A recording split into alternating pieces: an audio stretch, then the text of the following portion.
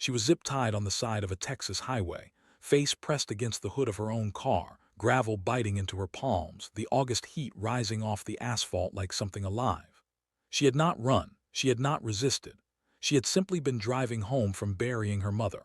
And a deputy sheriff in Caldwell County, Texas, decided that a black woman in a navy blue Ford Expedition, alone on Highway 80 after dark, needed to be stopped, needed to be questioned, needed to be handled.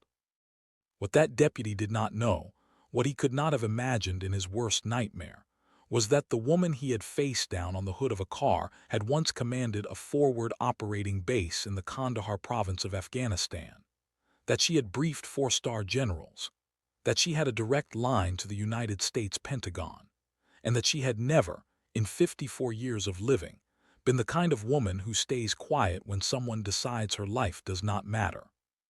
This is the story of Brigadier General Yvette Caldine Marsh, and the night that a small-town deputy in Texas made the biggest mistake of his entire career. Before we dive deeper, let us know in the comments where you are watching from. We would love to hear from you. And do not forget to hit that subscribe button so you never miss any of our upcoming stories. Now, there are some things you need to understand before we get into what happened on that highway, because this story is not simply about one bad cop on one bad night. This story is about a system. It is about what happens when power decides it is invisible. It is about what happens when a woman who has spent her entire life serving a country that did not always love her back decides, on the worst night of her life, that she is still not going to be silenced. Think about that for a moment. She had just watched her mother lowered into the ground in Beaumont that afternoon. She was exhausted, she was grieving, and she was alone. Can you imagine what it must have felt like, after spending 32 years protecting a flag, to be treated like a criminal on the very soil you swore to defend? And here is the question that will follow you through this entire story, the question that kept federal investigators awake for weeks afterward. Was it really random? Was Deputy Brant Kessler really just driving his patrol route that night? Or was there something else going on in Caldwell County, something that had been going on for a very long time, that Yvette Marsh was never supposed to survive long enough to expose? Stay with this, because what unfolds over the next hour will change the way you think about power, about race, about what it means to wear a uniform in America. Yvette Caldine Marsh was born in 1970 in Beaumont, Texas, the second of three children. Her father, Cornelius, worked the overnight shift at a steel facility outside of town. Her mother, Doretta, taught fourth grade at a public elementary school for 31 years. They were not wealthy people, but they were precise people. Doretta believed in structure the way other people believe in faith. She had rules about everything, about how you left a room, about how you addressed adults, about how you carried yourself when the world was watching. She used to say to young Yvette, "You walk into every room like you own the floor and owe no one an apology." Yvette absorbed those words the way dry ground absorbs rain, completely, invisibly, permanently. By the time she was 16, she was top of her class in mathematics and already thinking about West Point. Her guidance counselor, a well-meaning white man named Mr. Forsett, told her that her scores were impressive but that she might want to consider more realistic options. Yvette looked at him for a long moment, the way her mother had taught her, and said nothing. Then she went home, requested an ROTC application, filled it out herself and mailed it before dinner. She was accepted. She enrolled at Prairie View A&M University on a full ROTC scholarship, graduated at the top of her class in 1992, and was commissioned as a second lieutenant in the United States Army. Over the next 32 years, she would serve in Kuwait, Germany, Iraq, twice, and Afghanistan, where during her second tour she commanded a logistics and intelligence base under some of the most dangerous conditions of the entire war. She lost 4 people under her command. She never forgot any of their names. She wrote to each of their families personally. She rose from second lieutenant to captain to major to colonel and finally to brigadier general 1 star in 2019. She became one of fewer than 40 black women in the entire history of the United States Army to hold that rank. She did not throw a party. She called her mother in Beaumont, who cried so hard she couldn't speak for 2 full minutes. And then she went back to work. She was stationed at Fort Cavazos, Texas, overseeing logistics and strategic operations. She drove herself to work. She ate her lunch at her desk. She was known by the officers under her command as someone who was fair, precise, and never cruel. Her deputy, a younger officer named Major Terrence Hollins, once said about her, and this is something people who knew her repeated often, "The general doesn't raise her voice because she doesn't have to. When she decides something, you feel it in the room before she says a word." Now it was August, and Doretta, her mother, her anchor, her first teacher, had been in the hospital in Beaumont for 3 weeks with a failing heart. On the 14th of August, Doretta passed away quietly just before 5 o'clock in the morning with Yvette holding her hand. The funeral was 3 days later. Yvette drove herself from Fort Cavazos to Beaumont. She did not want a driver. She did not want staff. She wanted to be alone with her grief, the way her mother had taught her to be alone with hard things without flinching, without falling apart in public. She stayed in Beaumont for the service, helped her siblings with the arrangements, sat in the front pew in a black dress, and held herself together with the discipline of 32 years in uniform. And then, on the evening of August 17th, she got back into her navy blue Ford Expedition and began the long drive home to Fort Cavazos. She was somewhere on State Highway 80 in Caldwell County, roughly 90 miles from Fort Cavazos, when she noticed the patrol lights in her rearview mirror. She pulled over immediately. She put the vehicle in park. She turned on the interior lights, something black drivers in America have learned to do, not because they have done anything wrong, but because they have learned that the darkness inside a car can become an excuse. She kept her hands on the steering wheel and waited. In her rearview mirror, she watched the deputy climb out of his vehicle. He was tall, broad-shouldered, wearing a Caldwell County Sheriff's Office uniform. She would later describe the way he walked toward her car, not with the careful, professional posture of a trained officer, but loose, unhurried, like a man who knew before he arrived what the outcome of this stop was going to be. His name was Brant Kessler, 38 years old, 17 complaints in 6 years, not one sustained. He knocked on her window. She lowered it. She said, calmly and clearly, that she was Brigadier General Yvette Marsh, that she was returning to Fort Cavazos from a family bereavement in Beaumont, and that her military identification and registration were in the glove compartment. She asked his permission to reach for them. He told her, and these are words she would repeat verbatim to a federal investigator 72 hours later, "I'll tell you when to move." Now, pause for a second and really sit with what she just experienced. She had told him who she was. She had told him she was military. She had done everything right, everything that officers in defensive driving situations are trained to do, everything that black drivers in America have been told to do by 1,000 different voices in 1,000 different contexts, every single thing you are supposed to do when you want to come home alive. And he told her to wait. He shone a flashlight through her window. He asked her where she had been. She told him.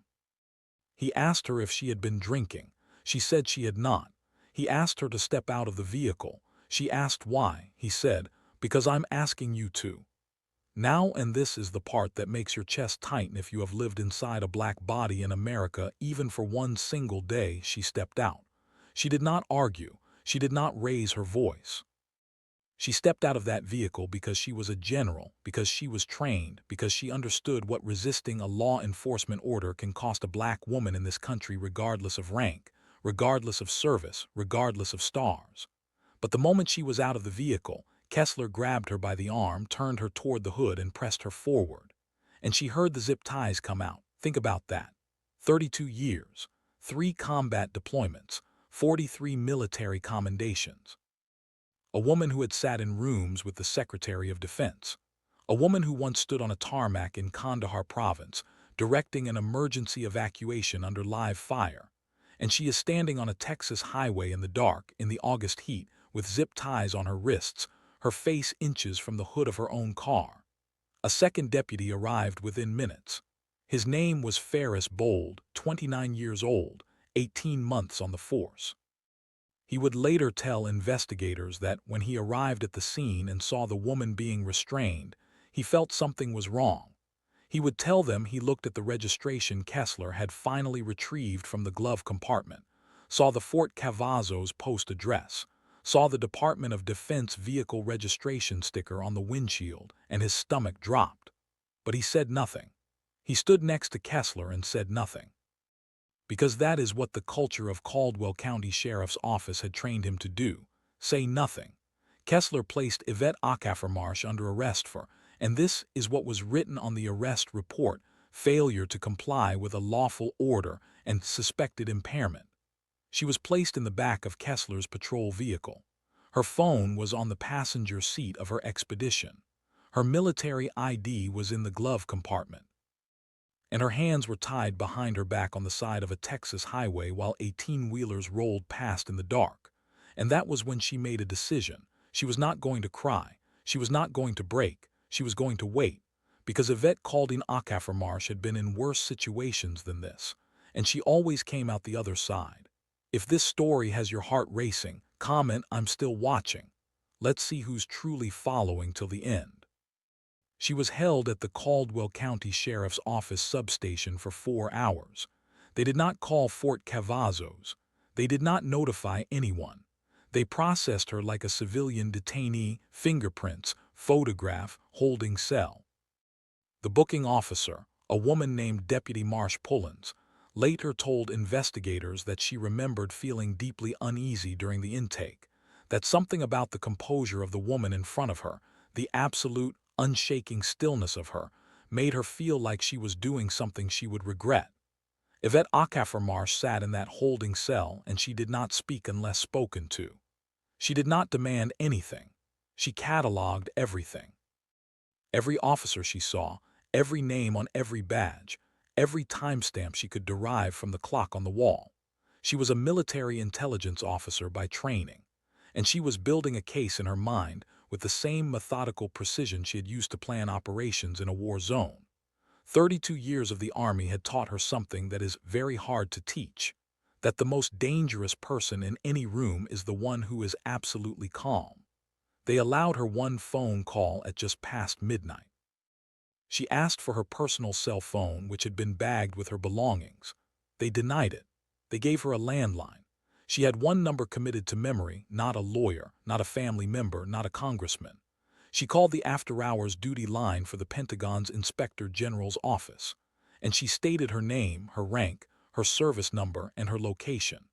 Then she described in 11 precise sentences exactly what had happened to her on Highway 80 in Caldwell County, Texas. The person on the other end of that line was a duty officer named Captain Elroy Vance, who would later describe the call as the most consequential one he had ever received in 12 years of Pentagon duty work. He asked her to remain calm. She told him very quietly that she had been calm for 4 hours, and then she hung up.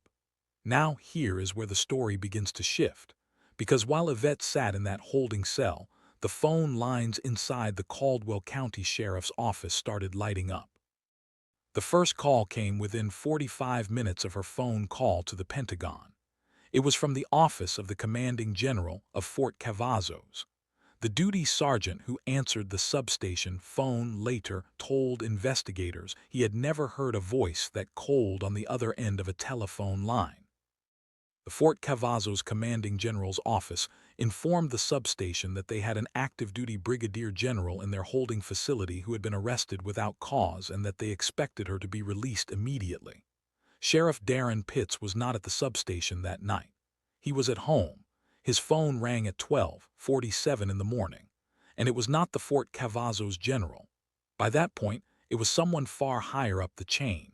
We do not know exactly what was said in that phone call, but we do know that Sheriff Pitts arrived at the substation 17 minutes later, still in civilian clothes. We know that he walked straight past Kessler, who was sitting in the break room eating vending machine chips, and that he said to him, in front of 3 witnesses, words to the effect of, "What in God's name did you do?" Yvette was released at 1:34 in the morning. Her zip time marks were still visible on both wrists. A Caldwell County deputy drove her back to her Expedition on Highway 80. He did not speak during the entire drive. When she got out of the vehicle, she stood for a moment in the dark by the side of the road and looked up at the sky. And then she got in her car, drove to Fort Cavazos, and spent the rest of the night writing her formal statement.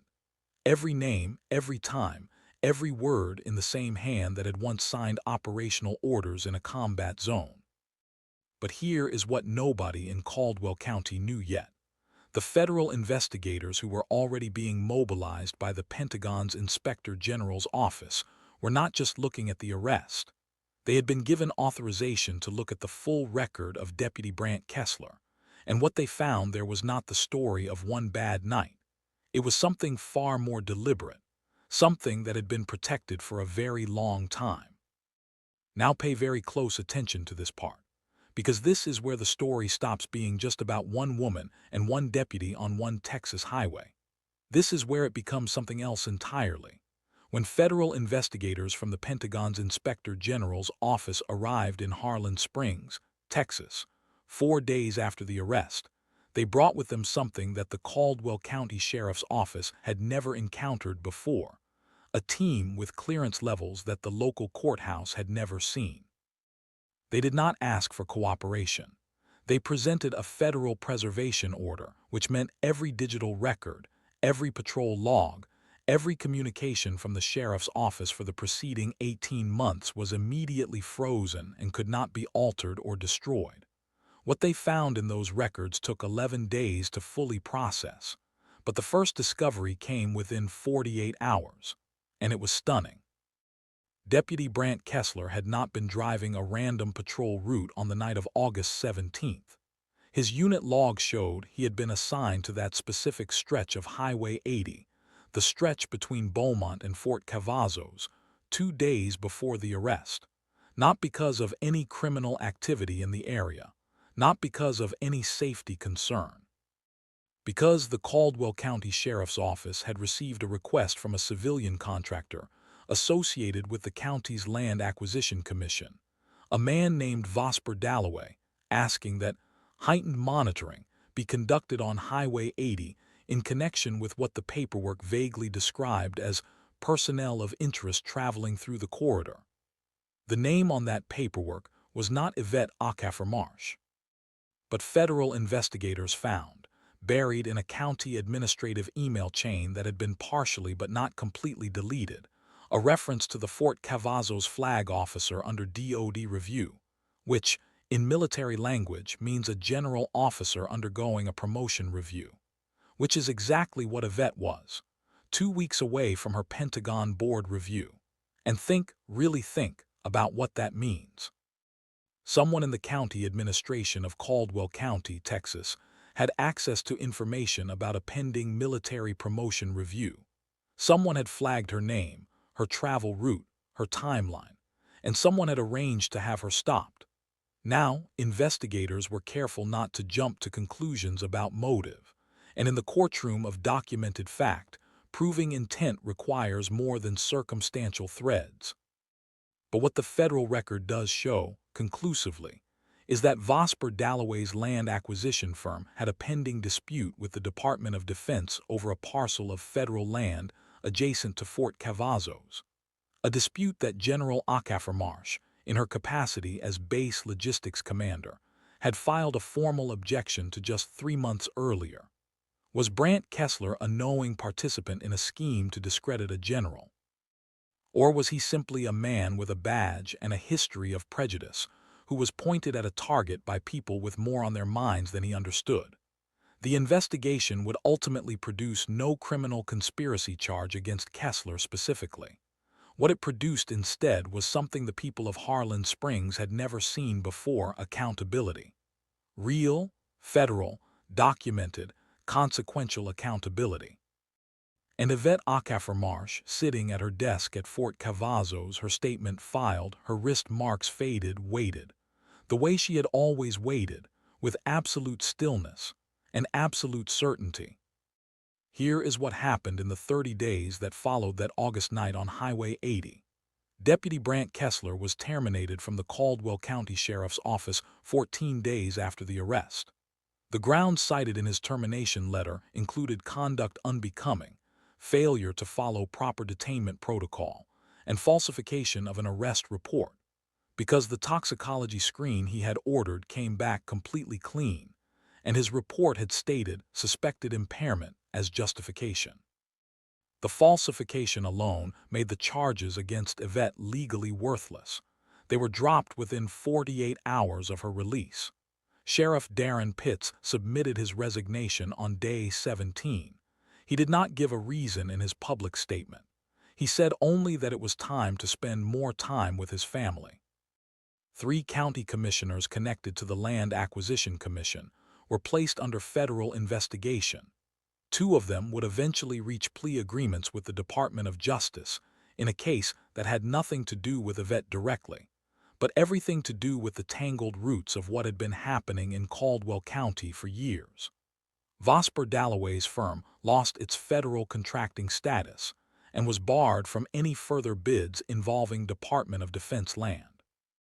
And Deputy Ferris Bold, the young officer who had arrived at the scene and said nothing, came forward voluntarily to federal investigators and gave a full account of what he had witnessed.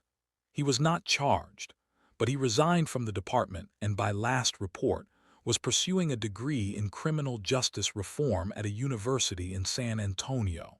Now, what happened to General Yvette Caldine Acaffer-Marsh? On September 3rd, 16 days after she was zip-tied on the side of a Texas highway while coming home from her mother's funeral, she walked into the Pentagon Review Board in Washington, D.C.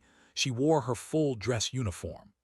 Every ribbon, every decoration, every mark of 32 years of service. She sat before the board and answered every question with the same precise, measured voice she had used in every briefing room, every command post, every forward operating base from Baghdad to Kandahar. The board deliberated for 2 hours, and on September 4th at 10:17 in the morning, Brigadier General Yvette Caldine Acaffer-Marsh was promoted to Major General of the United States Army. 2 stars. Think about what that means. Think about the distance between a gravel shoulder on Highway 80 in the dark and a ceremony room in the Pentagon. Think about the woman who walked that distance in 16 days, not because the road was easy, but because she had been walking impossible roads her entire life and she had never once turned around. She had a photograph taken that day, standard military protocol, in front of the American flag. In the photo, she is not smiling widely. She is composed as always. But if you look at her eyes, and people who have seen that photograph always mention her eyes, there is something in them that is not triumph and not relief. It is older than both of those things. It is the look of a woman who buried her mother, was humiliated by her country on a Tuesday night, and showed up to work on Wednesday anyway. Her mother used to say, "You walk into every room like you own the floor and owe no one an apology." On September 4th, in the Pentagon, Major General Yvette Caldine Acaffer-Marsh owned the floor, and she owed absolutely no one a single word of explanation. I want you to sit with this story for a moment before you close this video, because I need to ask you something directly. If you were Yvette, if you were sitting in that holding cell at midnight, wrists marked, just hours after watching your mother buried, and you had one phone call, what would you have done? Would you have broken? Would you have raised your voice? Would you have let the weight of that moment collapse you, and who could blame you if you did? Or would you have done what she did?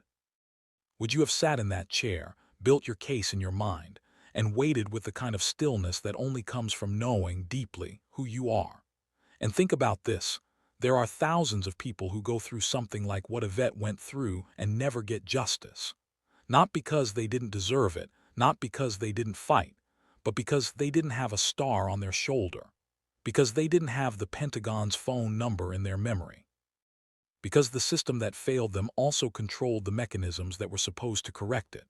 So what does that say about us? What does that say about a country where the only way a black woman can guarantee accountability for her humiliation is if she also happens to be a general? How many Yvettes are out there right now, on highways, in parking lots, in holding cells, who will never get that phone call returned? I am not asking you to be angry. I am asking you to be awake. Because the stories that matter most are the ones that refuse to let you look away. If this story moved you, if it made you feel something real, drop a comment below.